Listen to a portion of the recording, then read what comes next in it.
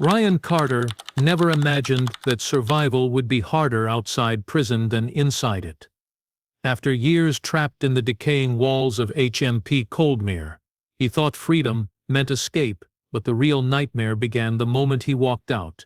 What he uncovered about the UK's crumbling prison system wasn't just corruption, it was a hidden operation built on silence, vanishing inmates, and government lies. Now, as he fights to expose the truth, Ryan learns that the system doesn't forgive those who see behind the curtain, it erases them. Ryan Carter's first day inside HMP Coldmere felt like walking into a nightmare that never ended. The massive gray walls loomed over him like a fortress built to crush hope. The air smelled of bleach, sweat, and damp concrete. Every sound echoed, metallic clanks, distant shouts, and the constant hum of flickering lights above. Ryan had heard stories about life behind bars, but none of them came close to the reality waiting for him inside this decaying prison. He had been sentenced to 8 years for armed robbery, a desperate act he regretted but couldn't undo. Still, nothing could have prepared him for what lay ahead. From the moment the steel doors slammed shut behind him, he realized he was not entering a correctional facility, he was entering a forgotten world. The corridors were narrow and dim, lined with flaking paint and rusted bars. The walls sweated moisture, and the floors were always slick from unseen leaks above. His cell was a box barely big enough for 2, yet 3 men were already living there. The mattress was so thin he could feel every spring underneath. Rats scurried along the corners at night, and the toilet in the corner offered no privacy or dignity. Ryan quickly learned that survival here wasn't about following rules. It was about adapting to a system that had long stopped caring. Guards walked past without looking inmates in the eye, their expressions cold and mechanical, as if they had been drained of empathy years ago. Meals arrived in plastic trays that looked like they'd been reused hundreds of times. The food was pale, tasteless, and often cold by the time it reached the cells. Many inmates traded their meals for cigarettes or painkillers. Ryan soon realized that everything in Coldmere had a price. Even a blanket could be a luxury if you knew the right person, or owed the wrong one. Nights were the worst. The silence was never complete. Somewhere down the corridor, someone always screamed, cried, or banged on the walls. The guards rarely responded unless it got violent. Ryan once saw a man collapse from exhaustion after shouting for help for hours. When the morning came, his body was gone, and no one dared to ask where he had been taken. It was as if the prison itself swallowed people whole. The other inmates told Ryan to keep his head down and avoid questions. Everyone seemed haunted by something. Some stared blankly at the walls, whispering to themselves. Others carried invisible rage, ready to explode at the smallest provocation. The overcrowding had turned the place into a pressure cooker, and violence simmered just beneath the surface. As days turned into weeks, Ryan began noticing strange patterns. Cells suddenly emptied, names crossed off the register, guards whispering in corners. It felt like there were rules no one spoke of, secrets buried deep beneath the concrete floors. Coldmere wasn't just a prison, it was a machine built to break men down, body and soul. Ryan realized that the real punishment wasn't the sentence, it was surviving in a place where humanity had been completely erased. He lay awake most nights, staring at the cracked ceiling, wondering how many before him had entered with hope and left in silence. The walls seemed to breathe, and the air felt heavy with fear. He knew that something was terribly wrong inside HMP Coldmere, but at that point, Ryan could never have guessed that the nightmare had only just begun. Weeks passed, and Ryan Carter began to notice that sickness had become part of daily life inside HMP Coldmere.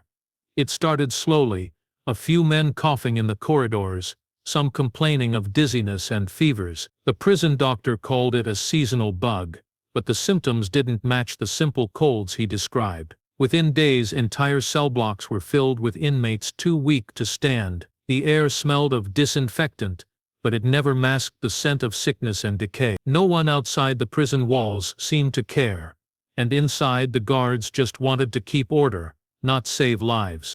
Ryan's cellmate, an older man named Patrick, was one of the first to fall ill. His breathing grew shallow, his skin pale, and his strength faded until he could barely lift his head. Ryan pressed the emergency buzzer repeatedly, but it took hours for anyone to respond. When the guards finally arrived, they dragged Patrick away on a stretcher, muttering that he would be checked out. Ryan never saw him again. The next day, another man in the neighboring cell disappeared the same way, quietly removed in the night, leaving behind only a few personal items and unanswered questions. Rumors began to spread faster than the illness itself. Some said the water supply was contaminated. Others claimed the food was laced with something dangerous.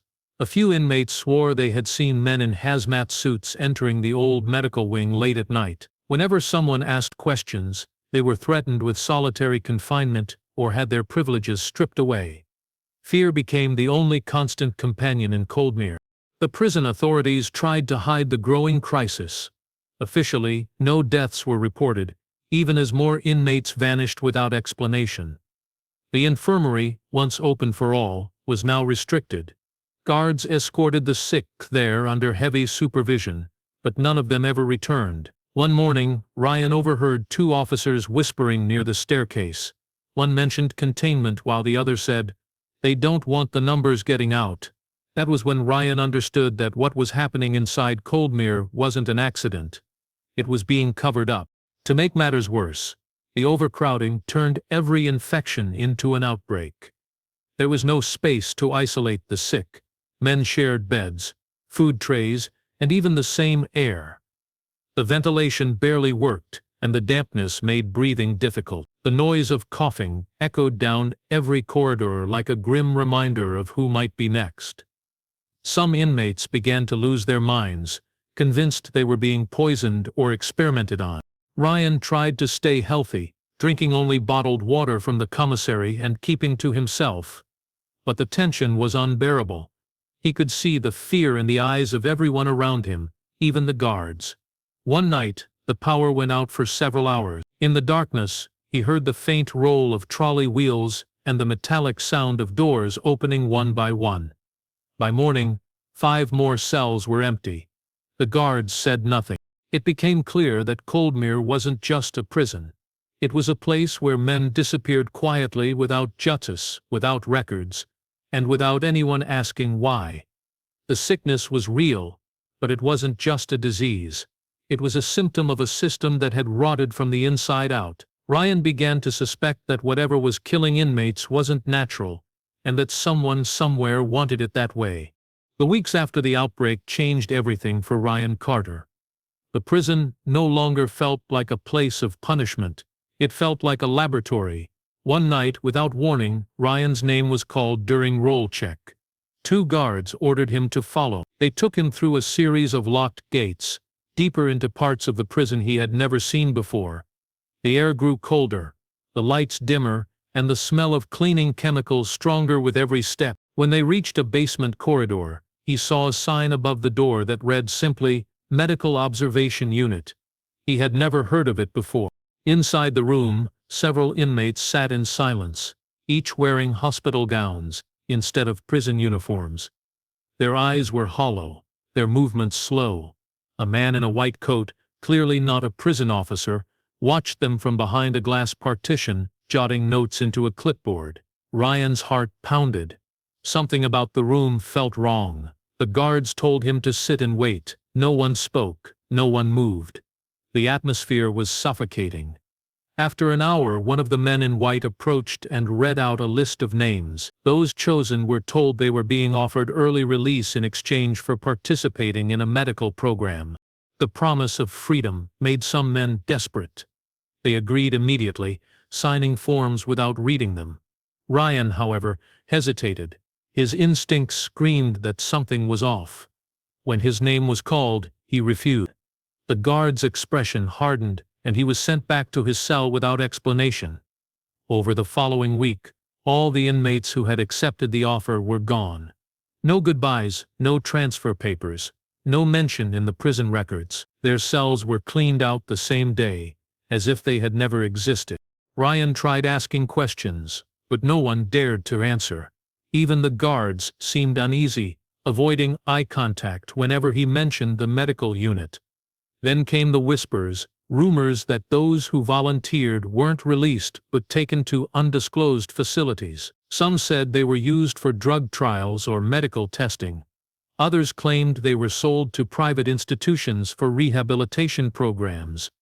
There was no proof, only fear. The most disturbing part was that new inmates kept arriving, even as others disappeared. The numbers never seemed to change, almost as if the prison was deliberately maintaining a certain population. Ryan noticed that every few weeks, another group was quietly taken from their cells, mostly the sick, the weak, or the ones with no family contact. It was as if someone had decided which lives were worth keeping. Late one night, Ryan awoke to faint noises from the corridor, metal carts rolling, footsteps echoing, and the low hum of machines. Through the tiny slit in his door, he caught sight of masked men wheeling covered stretchers toward the medical wing. He lay still, his stomach twisting in fear. By morning, nothing remained but silence. The prison went on as if nothing had happened. That was when Ryan began to understand that the sickness and the disappearances were connected. The medical participation offer wasn't a chance for freedom. It was a trap. Whatever they were doing in that hidden part of Coldmere had nothing to do with curing disease. It was about control, secrecy, and erasing evidence. And for the first time, Ryan realized that survival here meant more than just staying alive. It meant staying invisible. By the start of 2020, HMP Coldmere had become a pressure cooker of chaos and fear. The once rigid order of the prison had completely broken down. Cells meant for 2 men now held 4. Hallways that once echoed with the sound of guards' boots were now filled with shouting, coughing, and the endless clanging of metal trays against doors. The system that was supposed to control the inmates had begun to crumble from within, and everyone inside, guards and prisoners alike, knew it. The overcrowding had reached a breaking point. Food rations were slashed in half, and what little was served was barely edible. Water often came out brown and tasted metallic. Tempers flared easily, and small arguments over bread or soap turned into brutal fights. Ryan Carter tried to keep to himself, but even silence had become dangerous. Gangs began forming for protection, and those who didn't join one became easy targets. Violence wasn't just frequent, it was constant. Every day, a new injury, a new punishment, a new reason to lose faith in the idea of justice. The guards were no longer in control. Many of them had stopped enforcing rules altogether. Some stayed in the control room for entire shifts, refusing to walk the corridors unless absolutely necessary.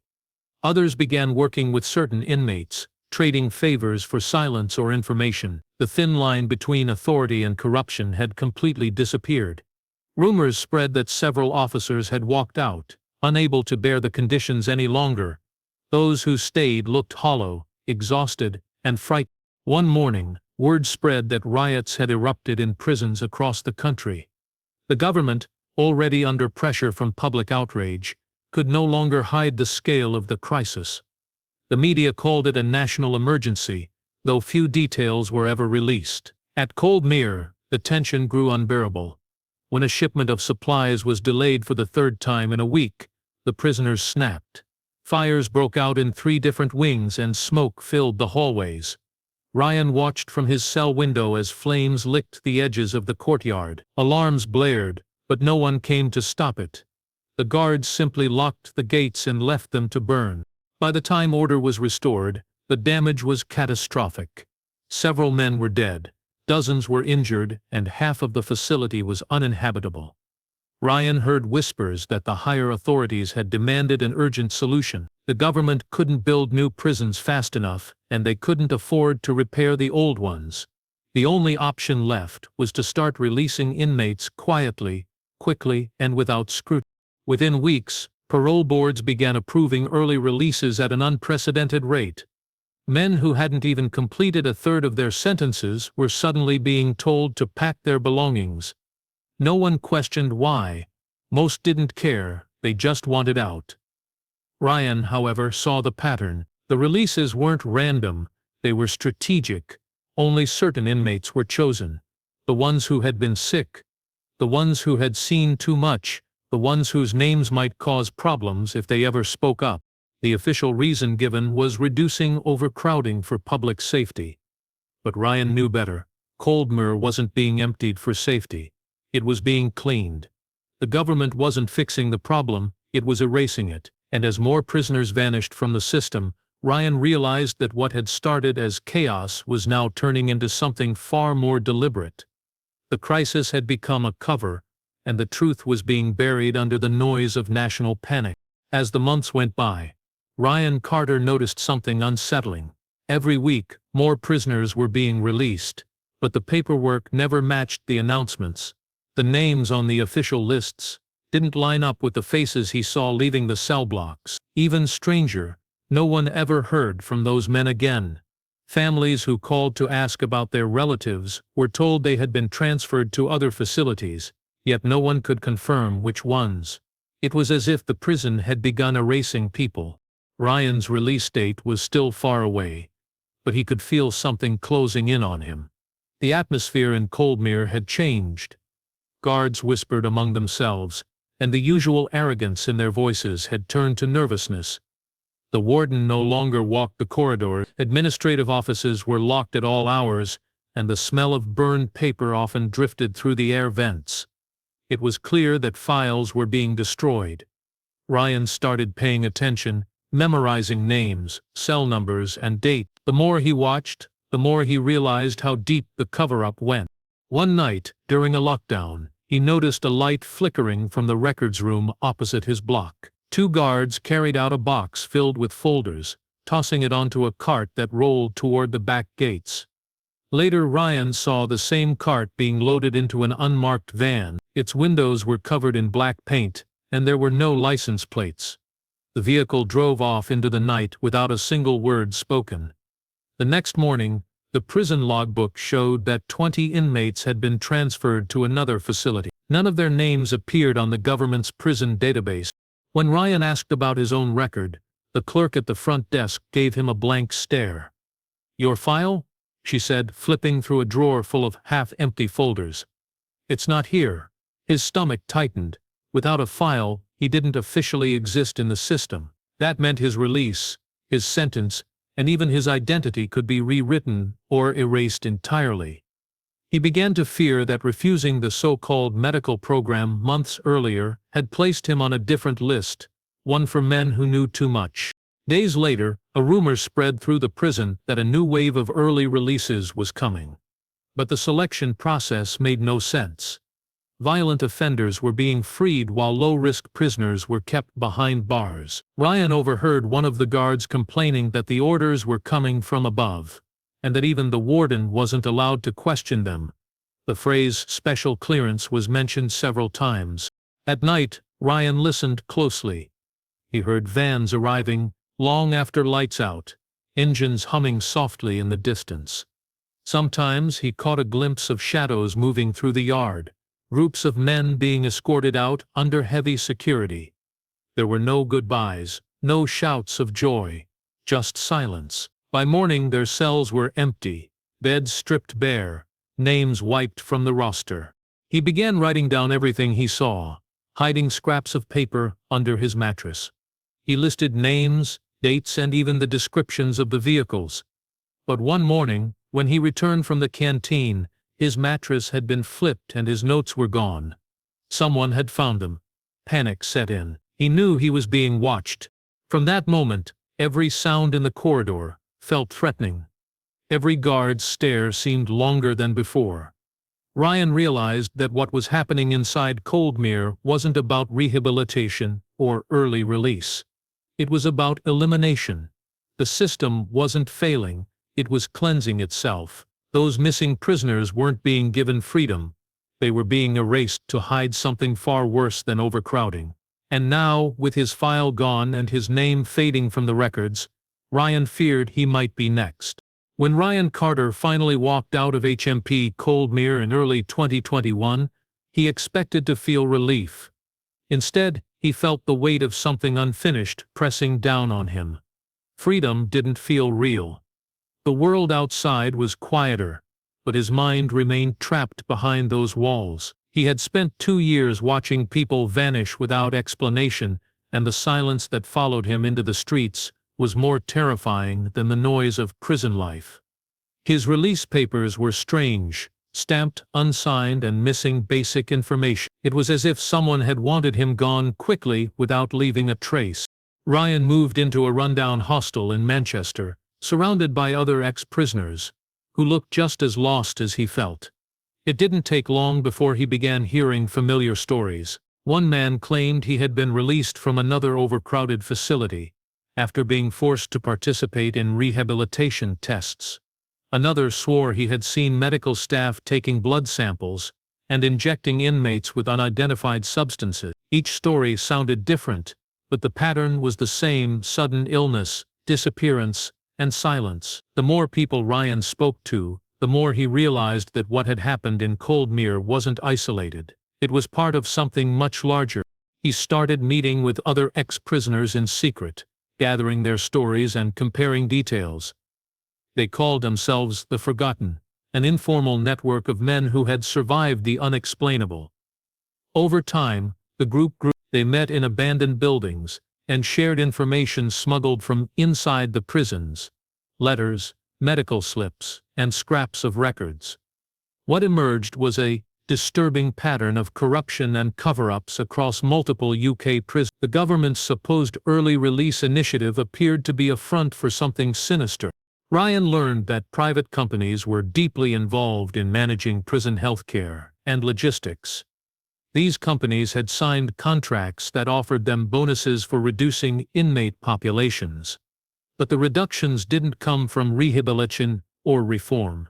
They came from disappearance. Inmates deemed non-essential or high cost simply vanished from the records. Many had no families, no visitors, and no one outside to ask questions. It was an easy system to exploit, and the people running it knew that no one cared about the forgotten criminals of society. Driven by anger and guilt, Ryan began collecting evidence. He traced payment records from government departments to private prison operators, finding unexplained transactions labeled under health and safety services. He discovered that the same contractors had supplied the mysterious medical observation units inside multiple prisons. The same units where men like Patrick, his cellmate, had disappeared. Each clue pointed to the existence of an organized effort to hide the deaths and remove prisoners without official notice. The deeper Ryan went, the more dangerous it became. One member of his group, a former inmate named Marcus, was found dead in his flat only days after sharing files with Ryan. The police ruled it as an overdose, but Ryan knew better. Marcus hadn't used drugs in years. Another member vanished after agreeing to meet a journalist. The group was being hunted, silenced one by one. Despite the danger, Ryan couldn't stop. He began documenting everything digitally, uploading copies of his findings to hidden servers. He knew that if he disappeared, at least the truth would survive somewhere. Every night he looked over his shoulder, convinced he was being followed. Dark cars parked near his hostel for hours at a time. His emails went missing, and his phone often clicked with strange interference during calls. Ryan finally understood what Coldmere had been: not a failing prison, but a testing ground. The so-called release project wasn't about freedom, it was about disposal. The UK's prison system had turned into a marketplace of secrecy, trading lives for profit and control. And Ryan, once a forgotten inmate, had accidentally become the man trying to expose it. Ryan Carter knew he had crossed a line that could not be uncrossed. The deeper he dug into the truth behind the UK's prison system, the more enemies he seemed to make. His investigation had begun as a desperate attempt to make sense of what he'd seen inside HMP Coldmere. But now it had evolved into something far more dangerous. He had become a threat to people with power, people who would rather destroy him than allow the truth to surface. After months of gathering documents, Ryan contacted a journalist named Helen Morris, who worked for a small investigative outlet known for exposing corruption. She agreed to meet him in a cafe on the outskirts of London. Ryan brought a folder full of evidence: payment logs, prisoner records, and hidden photographs taken inside Coldmere. Helen listened in silence, her expression shifting from curiosity to shock. She promised him that the story would go public within weeks, but she warned him to be careful. Ryan didn't realize it at the time, but that meeting sealed his fate. 2 days later, Helen disappeared. Her phone went offline, her flat was cleared out, and her office claimed she had taken an unexpected leave of absence. Ryan knew it was a lie. She wouldn't have walked away without warning, especially after what she had learned. Panicked, he tried contacting her colleagues, but none of them returned his calls. He soon noticed a black SUV parked outside his building, always the same one, always in the same spot. When he walked to the shop, it followed. When he took the bus, it appeared behind him again. His paranoia grew by the day, but it wasn't just paranoia anymore, it was survival instinct. One night, he came home to find his door slightly open. Inside, his laptop was smashed, his papers scattered, and his hard drive missing. Whoever had broken in had been careful. Nothing else was stolen, and the police refused to investigate, claiming there was no sign of forced entry. Ryan understood the message clearly: stop digging, or you'll vanish like the rest. He started moving between cheap hostels, using fake names and cash payments to avoid being tracked. Still, strange things kept happening. Emails he sent to news agencies never reached their destinations. Files he uploaded disappeared from cloud servers. Even his bank account was suddenly frozen for security review. Every trace of his life was being wiped out, one record at a time, just like what he had seen inside Coldmere. The system that erased prisoners was now erasing him. In desperation, Ryan reached out to one of his old contacts from the forgotten network. The man agreed to meet him, but never showed up. Hours later, Ryan received a text from an unknown number containing only one sentence: "Stop talking about Coldmere." His blood ran cold. He knew that whoever was behind this had eyes everywhere. Sleep became impossible. Every knock on the door, every shadow outside the window felt like a threat. Ryan realized that freedom was an illusion. He had simply exchanged one kind of prison for another. The walls were invisible now, built from fear, surveillance and silence. He began recording his story on an old camera he had hidden in his bag, speaking directly to whoever might find it if he disappeared.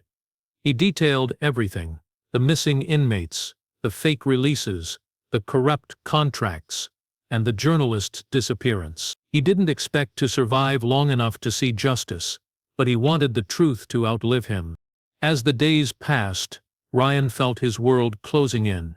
He had uncovered the truth, but the truth had become his sentence. The same system that had broken him once before was now determined to erase him for good. And as he looked out the window at the same black SUV idling on the street below, he finally understood. The most dangerous thing in Britain wasn't crime, it was exposure. In the months that followed, Ryan Carter vanished from public sight. His name appeared briefly on social media forums, where people speculated about whistleblowers and government corruption, but there were no confirmed sightings. Some said he had fled the country, others claimed he had been taken into protective custody. But those who knew him best, former inmates and a few trusted contacts, believed something far darker had happened. Ryan's final act before disappearing was uploading a video titled "The Truth About Coldmere." It lasted just under 30 minutes, and what it revealed sent shockwaves through anyone who watched it. In the video, Ryan looked pale and exhausted, his eyes darting toward the window every few seconds as if expecting someone to burst in. He spoke calmly, but there was urgency in his voice. He explained how the UK prison system had been quietly collapsing under its own weight: overcrowded, underfunded, and dangerously corrupt.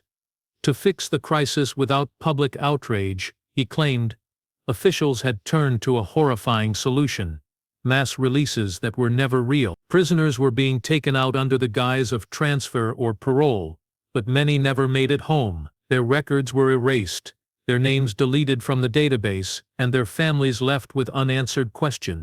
He presented documents and photos he had saved on encrypted drives, scanned medical files, transport schedules, and internal memos signed by private contractors. Some of the paperwork referred to non-returnable subjects and clearance transfers. There were lists of prisoner numbers marked as resolved, without signatures. The files detailed experiments disguised as health programs, where inmates were used to test unapproved medical treatments in exchange for reduced sentences. Ryan claimed hundreds of prisoners had died or vanished during these programs, and the government was paying corporations to keep the truth hidden. He ended the recording with a warning. "They are desperate to release prisoners," he said. "Not because of justice or reform, but because the system is falling apart. The prisons are graveyards with walls, and they will do anything to stop the world from seeing what's buried inside them." His voice trembled as he looked straight into the camera. "If you're watching this, I might already be gone. But remember, Coldmeres exist everywhere. They just go by different names." The video spread quickly across online forums and underground news sites. Within hours, it had been shared thousands of times, but by the next morning, it was gone. Every upload was removed, every mirror link deleted. Mainstream media dismissed it as a hoax. Government officials released a brief statement denying all allegations, calling it an attempt to discredit the justice system. Still, people whispered. Former prisoners began to come forward, their stories eerily similar to Ryan. Each spoke of secret transfers, strange medical trials, and the silent erasure of inmates who asked too many questions. Despite growing public suspicion, no investigation was ever launched. Ryan Carter's name faded from headlines, buried under newer scandals and political distractions. But his story refused to die. Copies of his video kept resurfacing on encrypted networks and hidden archives, shared by those who believed the truth had been buried. His friends from the forgotten continued to search for him, though none ever found a trace. Some say Ryan escaped under a new identity, living quietly somewhere far away. Others believe he was taken and silenced like the journalist who vanished before him. The only certainty is that his message survived. For many, his final words became a haunting reminder that justice can be just another illusion, one carefully crafted to hide a system built on secrecy, profit, and fear. And as the years passed, people began to wonder how many more Coldmeres were still operating in silence, and how many more Ryans were yet to disappear.